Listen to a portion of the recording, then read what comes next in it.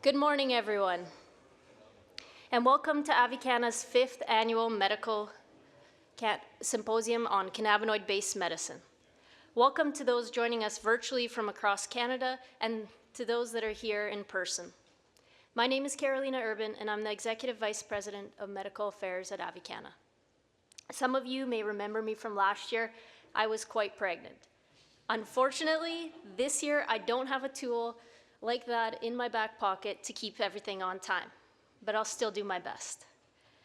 I'll be your host and moderator for the day, so you'll be seeing lots of me as we guide conversations, hopefully stay on time, and of course, create space for meaningful dialogue.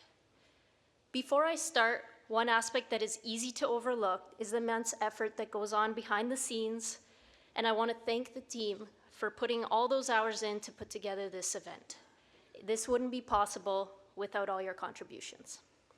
I've spent the last several years working closely with researchers, clinicians, healthcare providers, and patients to advance cannabinoid-based medicine and access to care in Canada and beyond. As a result, I have been fortunate to hear from all those stakeholders about life-changing impacts after proper medical cannabis use. From the young child who has achieved seizure freedom, to the veterans who serve for our freedoms, whose introduction to cannabinoid-based medicine has saved their life, to the patient who has finally overcome their pain to play with their grandchildren, or the caregiver providing care for their loved ones dealing with cancer-related symptoms. These are just some of the countless stories of patients whose quality of life improved with medical cannabis use. These real-world experiences are what drives us at Avicanna and for many of those in the room today. It is what defines our purpose and what keeps us focused on ensuring that we continue to drive forward in our efforts for medical cannabis. It's truly privileged to bring together this community, clinicians, researchers, educators, policymakers, and individuals with lived experience, because we know that while progress has been made, critical challenges remain today. Patients still face stigma, affordability issues, and inconsistent access to products. Many are left navigating cannabis care on their own without the guidance of healthcare providers. In fact, nearly 80% of those that use cannabis for medical purposes do so without obtaining a medical document, not by choice, but out of necessity. At the same time, healthcare providers are navigating unclear regulatory barriers with limited training and a lack of institutional support, all of which can undermine their confidence in recommending or prescribing cannabis. For those who are supportive, often struggle with questions of dosing, product variability, and how to even safely integrate cannabinoid-based medicines into their practice. This symposium exists to address those gaps and to help close the distance between research, clinical application, and patient care. You'll hear from internationally recognized researchers, frontline clinicians, individuals with lived experience, and some of the country's most forward-thinking voices in medical affairs and policy.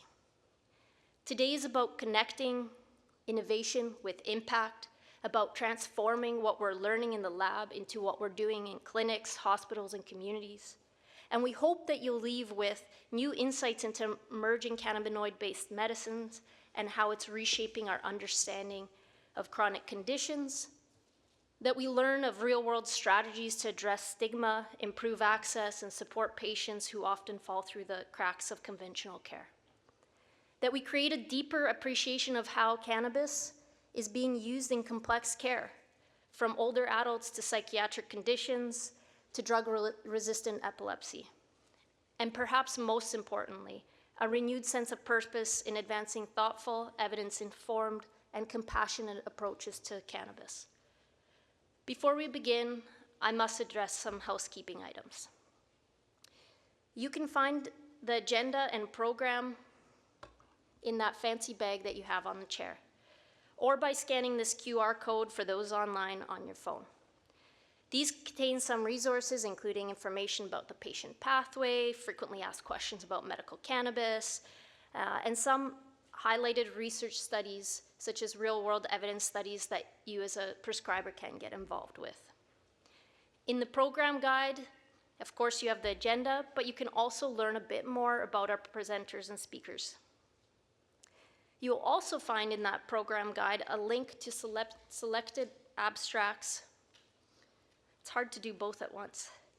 To selected abstracts where you can scan the QR code and check in on what we have today. The posters will be presented up the escalators at the break and on lunchtime, so please make your way up there. Restrooms are located out the hall to the right, and finally, please make sure your phones are silenced. Should we have any questions today or concerns, please ask the Avicanna folks that are standing out at the registration desks, or some of those that are interspersed throughout. They'd be happy to answer any questions or help you out. And finally, any questions for the speakers? We hope to have a little bit of time at the end of their presentations. If not, then we'll do that after, or please go up and speak to them directly. I'm sure they're open for questions. We hope today sparks new momentum in how we research, prescribe, advocate, and support patients with medical cannabis.